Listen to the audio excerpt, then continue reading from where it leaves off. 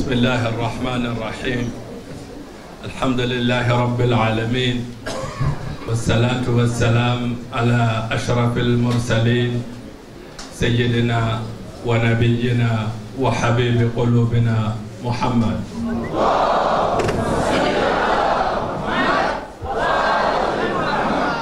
وعلى أهل بيته الطيبين الطاهرين ورثة النبوة والرسالة، ابتداء من الإمام علي عليه السلام وانتهاء بالإمام المهدي عجل الله فرجه الشريف وأيد سفراءه وأمناءه الذين يواصلون أعمالهم إلى يوم الدين.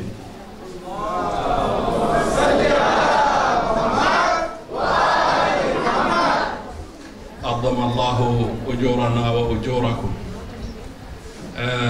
Salam alaikum, chers frères et sœurs.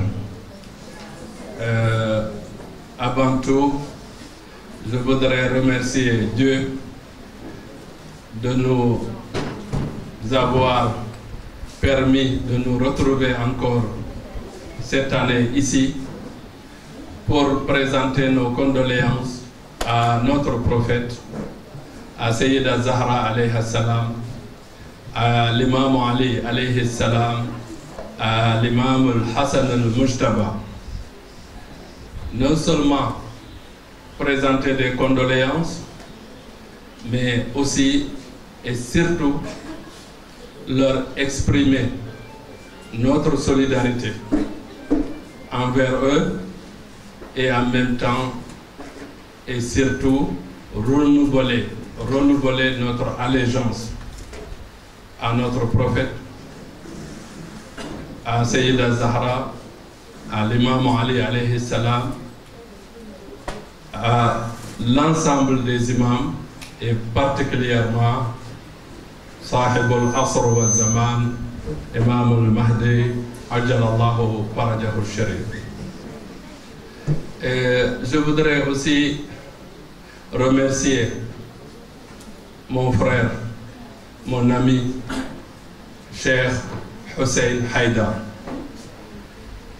qui est en train de faire un travail exceptionnel, un travail très très difficile. Comme vous savez tous, nos imams ont dit Amruna Sa'bun, Mustas'abun. Effectivement, moi je suis témoin de toutes ces souffrances, les endurances qu'il a subies pour arriver aujourd'hui à pouvoir nous donner ce mimbar. Donc, je prie que Allah subhanahu wa ta'ala lui donne la force, l'énergie qu'il faut pour qu'il puisse continuer cette mission qui est très très difficile. Aujourd'hui, je n'avais pas prévu un discours particulier. Je voulais juste venir saluer les frères, peut-être dire 2 ou 3 mots. Et puis il y a les jeunes de Mousdahir qui voulaient faire les hasards. Mais cet après-midi, il y a un monsieur qui m'a dit, Chérif, vous, pourquoi vous faites de Ashura un jour de tragédie, un jour d'événement qui dépasse même la mort du prophète? Comment vous pouvez expliquer ça? Comment vous pouvez expliquer que la mort du prophète, vous ne faites rien? La mort de Sayyida Zahra, vous ne faites rien? La mort de l'imam Ali, qui est le père de l'imam Hussein, vous ne faites rien? La mort de l'imam Hassan, vous ne faites rien? Et aujourd'hui, vous faites, quand c'est Ashura, comme si c'est une tragédie unique au monde. Alors, je lui ai dit, oui, nos imams ont répondu à toutes ces questions. Ce n'est pas moi, Chérif, qui va te répondre. Mais c'est les imams qui vont te répondre. Parce que Cette question que tu as posée a été tout le temps et revient tout le temps dans l'histoire, comme l'histoire même se répète tout le temps. التاريخ يعيد نفسه دائما. Je lui ai dit, est-ce que vous avez étudié le Coran? Il m'a dit oui. Je lui ai dit, Allah subhanahu wa ta'ala dit dans le Coran, Bismillah ar-Rahman ar-Rahim, إنما يريد الله ليذهب عنكم الرجس أهل البيت ويطهركم تطهيرا.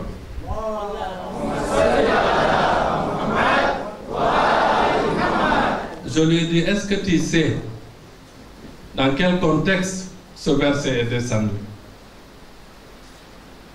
Il me dit non. Je lui ai dit, notre prophète était assis, l'imam Hussein est venu se mettre à côté de lui. Il a demandé à Sayyida Zahra, il y a plusieurs versions, moi je prends une version. On lui avait amené un cadeau d'une couverture de Yémen, Al-Kisa. Ce hadith, il s'appelle Hadith Al-Kisa. Il a pris cette couverture, il s'est couvert, il a mis l'imam Hussein dedans. L'imam Hassan est venu, il lui a dit rentre, il est rentré. Sayyida Zahra était à côté, il lui a dit appelle ton mari. Elle a appelé l'imam Ali, il dit rentrez, ils sont rentrés. Il dit Allahumma haoula'i ahlu bayti. Oh mon Dieu, c'est ces gens-là qui sont ma famille, les gens de ma maison. Et Jabraïl alayhi salam, qui avait amené le verset sur le prophète, a répété le verset et ils ont répété ensemble tous le verset. Mais je lui ai dit, cette personne qui m'a posé la question, c'est une personne qui est une référence dans ce pays. Je lui ai dit, quand on a posé la question à l'imam Rida alayhi salam, à l'imam Moussa al-Kadhim alayhi salam, il dit oui, quand notre prophète il est décédé, il restait encore 4 personnes infaillibles, parfaits, impeccables, qui étaient des Ahlul Kisa vivants. Toute la crise, eux, ils ont géré ça. Quand le prophète est décédé, il n'y avait pas un vide. Il y avait Imam Ali, il y avait Sayyida Zahra, il y avait Imam Hassan, Imam Hussein. C'était supportable. Parce que c'est le prophète qui est parti, mais les 4 membres de sa famille, des Ahlul Kisa, étaient là. Il dit, quand Sayyida Zahra alayhi salam est parti, il y avait Imam Ali. Tous les yeux regardaient sur Imam Ali. Quand l'imam Ali est parti, il y avait Imam Hassan al-Mujtaba alayhi salam. Il dit, et les larmes ont commencé à couler sur les yeux de l'imam Moussa al-Kadhim. Il a pleuré. Il dit, mais quand Imam Hussein est parti, il n'y avait plus personne de Ahlul Kisa. Il n'y avait plus personne, les membres de Ahlul Kisa. Donc la mort de l'imam Hussein, c'était comme si c'était le prophète lui-même qui était mort. Parce que c'est le prophète lui-même qui a dit Hussein minni wa ana min Hussein. Hussein est de moi et moi je suis de Hussein. Donc tant qu'il restait une personne d'Ahlul Kisa, on pouvait au moins regarder vers cette personne. Et ce jour-là, il venait d'éteindre ces 5 lumières que Dieu lui-même a purifiées dans le Coran.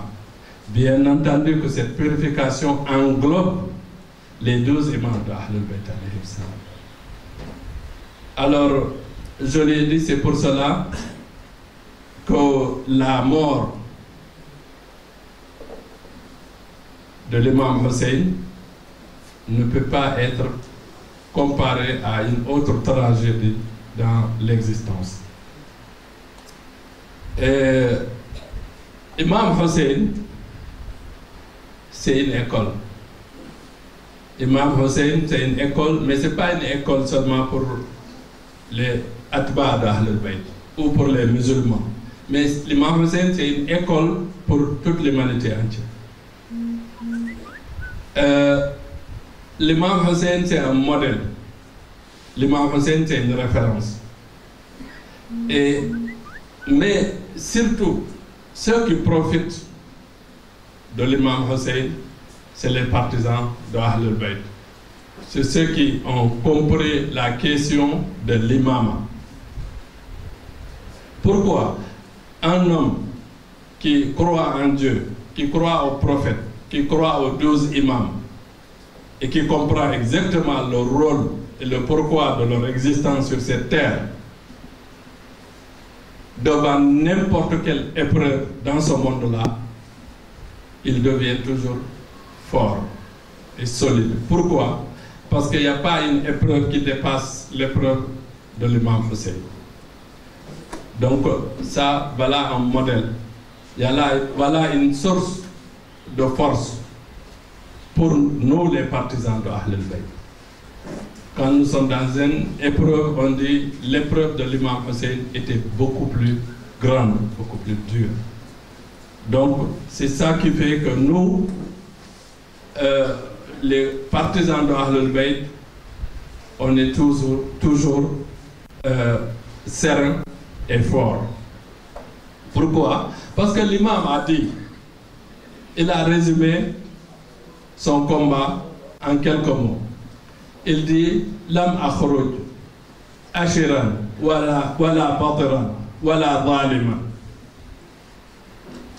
Innama kharaj faqat les islah et ummat jadid. Je ne suis pas sorti pour chercher à faire du mal. Je suis sorti pour autoriser le bien et interdire le mal. Et surtout faire en sorte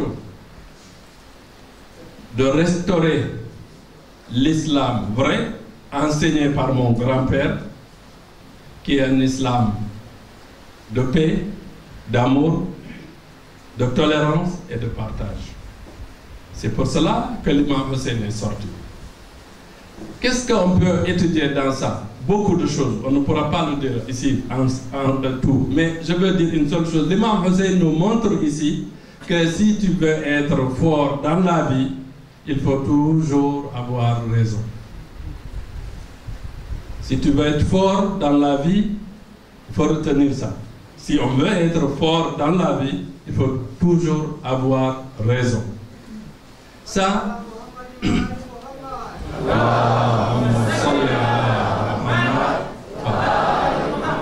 ça, on a appris ça de l'imam Hussein. On a appris aussi autre chose de l'imam Hussein. C'est la modestie. Ensuite, on a appris les bonnes manières, les akhlaq, l'éthique et surtout la morale, l'éducation morale chez l'imam Hussein.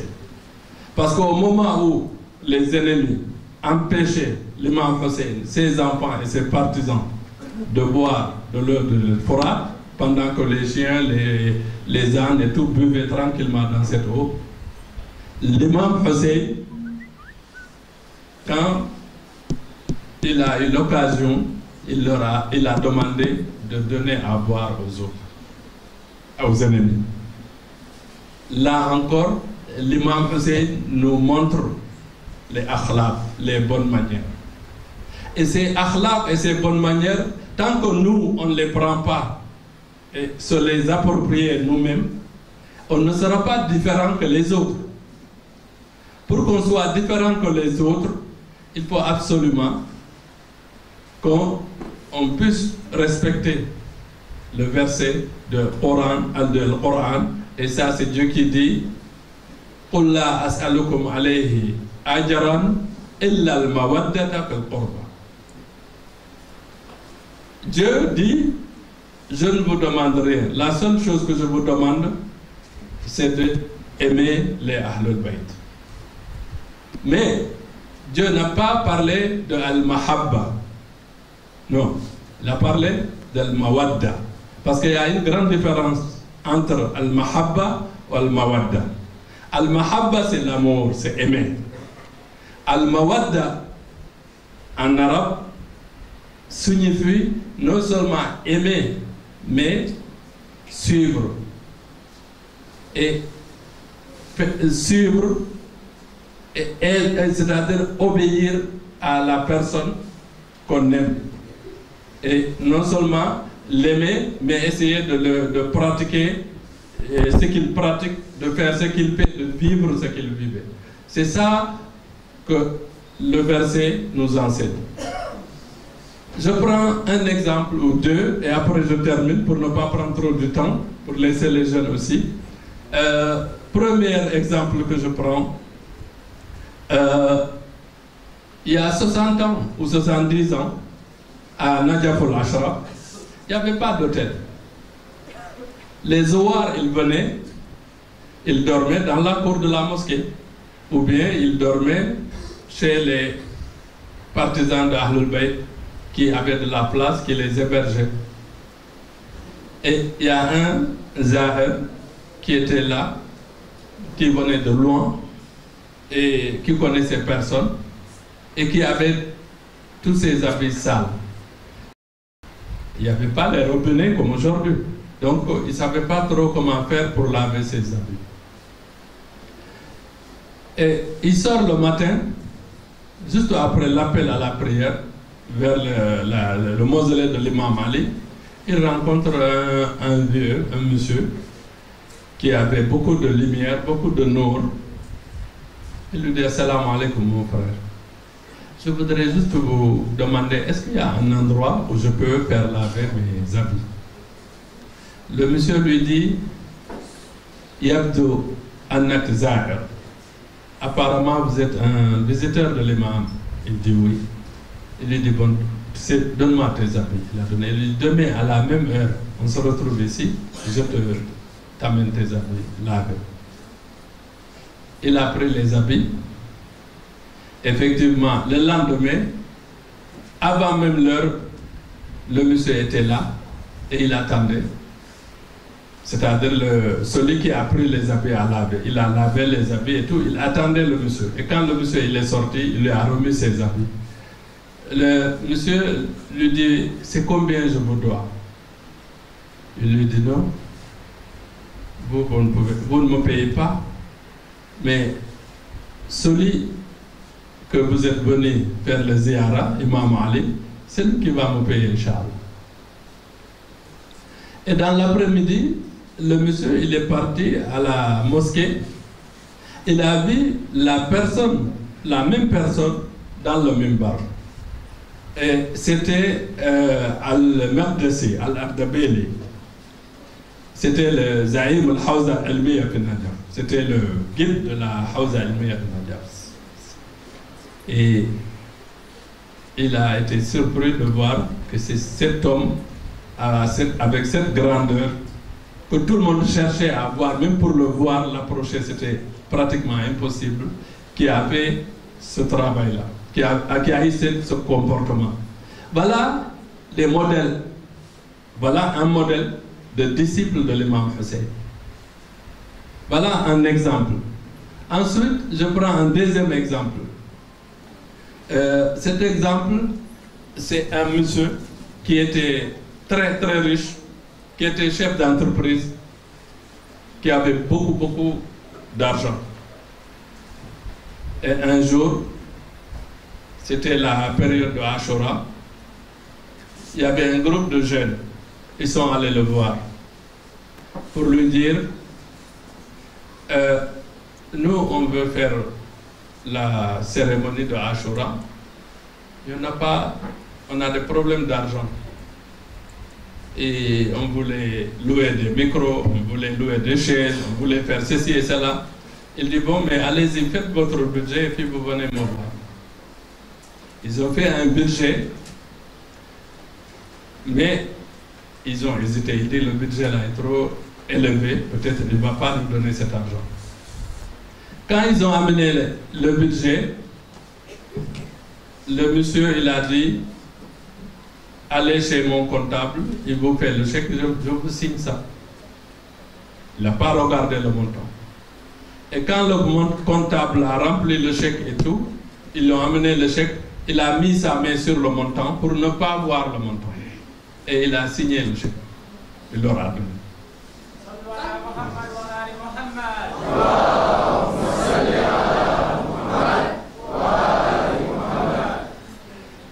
Il leur a donné, ils sont partis. Quelques années après, le monsieur, il est décédé. Il est décédé, il y a un grand saint homme, un homme de Dieu, que tout le monde reconnaît que c'était un homme de Dieu. Et depuis qu'il est né, personne ne l'a jamais vu dire quelque chose qui n'est pas vrai. Et qui s'est réveillé le matin, il dit, hier soir, j'ai vu Hajj Kada wa Kada. Mais j'ai vu que quand il est arrivé, il y avait un terrain comme le désert, où il y avait des millions et des millions d'êtres humains, et il y avait une grande porte, et les gens, chacun attendait son tour, on l'appelle. Les gens souffraient, il y avait de la sueur, il y en a même qui pleuraient, il faisait chaud. Mais on a vu ce Hajj-là, quand il est arrivé à la porte, il y avait l'imam Hussein devant la porte qui l'attendait. Et quand tout le monde, et tous les gens qui venaient là, on examinait chacun son dossier. Et quand lui, son dossier, il était dans les mains de l'imam Hussein. L'imam Hussein n'a pas regardé ce qu'il a fait comme péché. Et il est venu, il l'attendait, il a pris sa main, il lui a dit rentre. Voilà un autre modèle d'un vrai partisan de l'imam Hussein et de Ahlul Bayt. Et vous savez, être un disciple de l'imam Hussein, c'est d'avoir les bonnes manières, c'est d'avoir l'éthique et les akhlaq. Ensuite, c'est de ne pas dire que c'est seulement Ashura que je viens et après Ashura, j'attends encore Ashura. C'est très bien de venir à Ashura. Parce que l'imam Hussein, quand tu lui donnes son temps, quand tu lui donnes ta force, quand tu lui donnes ton énergie, quand tu lui donnes tes biens, ton argent, c'est toujours un trésor, c'est une manière de s'enrichir, soit pour ce monde-là ou pour l'au-delà. Pourquoi je dis pour ce monde-là? À chaque fois qu'on donne à l'imam Hussein de l'argent, avant que le même jour ne revienne l'année prochaine, Dieu te donnera 10 fois plus que ça, ou 100 fois, ou 1000 fois. Ça, c'est Mujarrab. Et c'est pas Sharif qui le dit, hein? C'est Dieu même qui dit ça dans le Coran. Il dit Inna Allah ishtara wa amwalahum. Dieu a signé un contrat avec, pas les musulmans, non, avec les croyants. Il n'a pas dit al-muslimin, il dit al-mu'minin. Il a signé un contrat avec eux pour dire que tout ce que j'ai créé, je l'ai créé pour vous. Et vous-même, je vous ai créé pour moi. Wastana'tuka li nafsi. Afa hasibtum annama khalaqnakum abathan? Là. Donc, il dit, toi, l'être humain, à partir du moment, tout ce que j'ai créé pour toi. Et toi-même, je t'ai créé pour moi. Si j'ai besoin de tes biens, il faut me les donner. Mais si tu me donnes, tu ne pourras pas être plus généreux que moi. Je vais te redonner 10 fois. Ça, c'est le Coran. Je vais te donner 10 fois et plus et plus et plus. Kamathali habbatin ambatat sab'a sanabil. Voilà. Ça, c'est une vérité. Maintenant, si tu le fais et que ça ne marche pas, c'est qu'il y a un problème chez toi. Parce que aussi, l'imam Hussein, les Ahlul Bayt, ils n'acceptent pas les biens de tout le monde. Pour que tes biens puissent aller chez l'imam Hussein, pour que tu puisses donner à l'imam Hussein, il y a une préparation personnelle d'abord qu'il faut faire. Il y a des réglages qu'il faut faire chez toi. Pourquoi? Parce que Dieu t'a donné l'intelligence, il t'a montré le bien et le mal, et il a choisi le bien pour toi. et il t'a dit que le mal n'est pas bon, et il t'a donné le libre arbitre. Et là, en te donnant le libre arbitre, il te laisse la possibilité d'être bon ou mauvais. Et maintenant, si tu as choisi d'être mauvais, même si maintenant tu prends ton argent pour donner au Ahlul Bayt, même si tu veux faire ça, tu ne pourras pas le faire. Parce que, attention, beaucoup de gens confondent. Aimer les Ahlul Bayt ne veut pas être partisan de Ahlul Bayt, ne veut pas être disciple de Ahlul Bayt. Quelqu'un est venu voir l'imam, il lui a dit, moi je suis c'est ça, je suis ton disciple. Il dit non, il faut dire seulement que tu nous aimes, mais tu n'es pas notre disciple. On peut même aimer quelqu'un qui n'est pas musulman, quelqu'un qui est athée, ça peut arriver. Mais être disciple, c'est quoi? Al-Mawadda, c'est-à-dire aimer et suivre. C'est ça. Donc là, Dieu dit, si tu donnes tes biens, mais moi je vais te donner encore plus. Donc c'est là, ça c'est un secret pour s'enrichir. Donner à Dieu et au Ahlul Bayt dans la sincérité. Ensuite, Dieu dit, toi, je t'ai créé pour moi, mais si j'ai besoin de ta propre vie, tu dois la donner. C'est la notion de djihad. Mais le djihad aujourd'hui est transformé. Aujourd'hui, chacun, quand il a envie de faire quelque chose, il dit que c'est djihad. Mais le djihad est déterminé par qui? Par Dieu, par le prophète et par les 12 imams. Et au moment de l'absence de l'imam, il y a des ulama, des marajis, des savants qui sont là, qui peuvent savoir à quel moment on peut considérer qu'il est l'heure de faire le djihad ou pas. Mais là, il dit si c'est le djihad et que tu donnes ta vie, je t'enlève dans ce monde éphémère, je te mets dans le paradis éternel.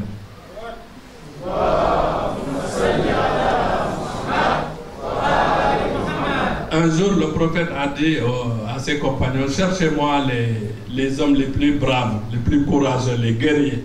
J'ai besoin de 40 guerriers. Ils ont dit, prophète, là, quand on demande que tout le monde est guerrier, tant qu'on n'est pas dans le champ de bataille, on ne peut pas savoir qui est le vrai guerrier. Le prophète regarde Imam Ali, il dit à Ali, cherche-moi 40 guerriers. L'imam Ali dit d'accord. L'imam Ali dit telle personne, toi Abadar, toi Megdad, toi Kada, Wakada, il a cité tout. On a dit l'imam Ali, c'est quoi le critère? Comment tu as choisi ces gens-là? Il dit parce que c'est des généreux. Askhiya, c'est des généreux. Man bakhila bimalihi, fahuwa binafsihi abkhal. Celui qui est pingre avec son argent, il va être plus pingre encore avec sa vie. Ça c'est clair, c'est évident. Donc c'est pour cela, il faut qu'on donne au Ahlul Bayt. Il faut qu'on se donne au Ahlul Bayt. Et eux, ils sont généreux, ils sont bons, ils ne vont pas nous oublier. Ils seront toujours avec nous. Ensuite, je voudrais dire que aujourd'hui, il y a beaucoup de personnes qui soit suivent les Ahlul Bayt, ils aiment les Ahlul Bayt, ils oublient le Coran. Soit il y a un autre groupe de monde qui est dans le Coran, ils oublient les Ahlul Bayt. Alors que notre prophète il a dit Taraktu fikum ma in tamassaktum bih lan tadillu abada. Kitab Allah wa itrati Ahlul Bayti. Donc, pour trouver l'équilibre, il faut les deux. Et aujourd'hui, souvent, on a tendance à voir des gens qui disent le Coran nous suffit. Et ils se trompent. On a tendance à des gens qui disent les Ahlul Bayt nous suffit. Moi, je suis un peu de ces gens-là qui disent les Ahlul Bayt nous suffit, hein, honnêtement. Mais, parce que je sais, effectivement, tout à l'heure, je disais qu'aimer les Ahlul Bayt ne suffit pas. Mais je crois que je vais me contredire moi. Oui. Aimer les Ahlul Bayt aussi suffit. Mais nous ne cherchons pas le paradis. Nous cherchons Rida Allah wa Rida Ahlul Bayt.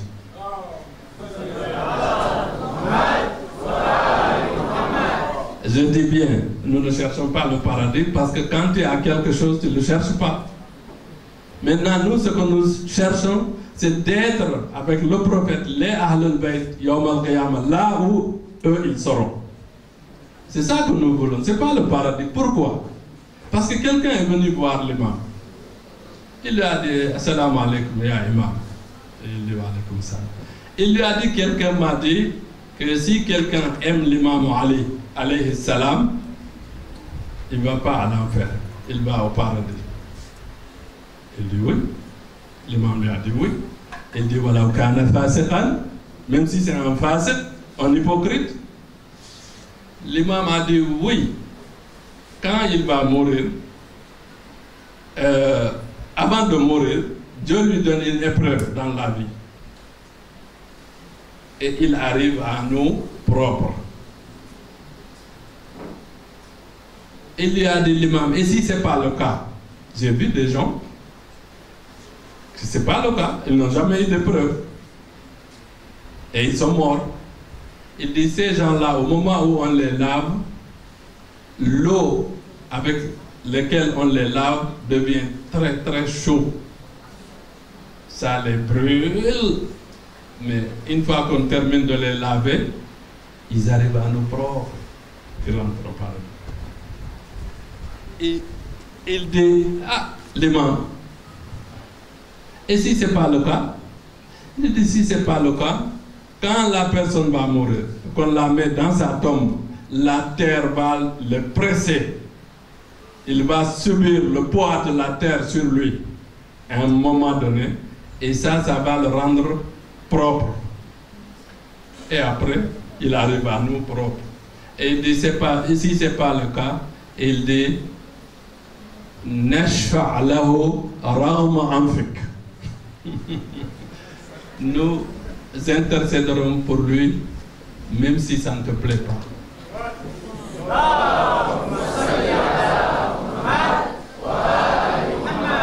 Et c'est pour cela que l'imam Shafi'i a dit Ya ahla bayti rasulillahi hubbukum fardun min Allahi anzalahu kafakum min azim ash-sha'ni annakum man lam yusalli alaykum la salata lahu.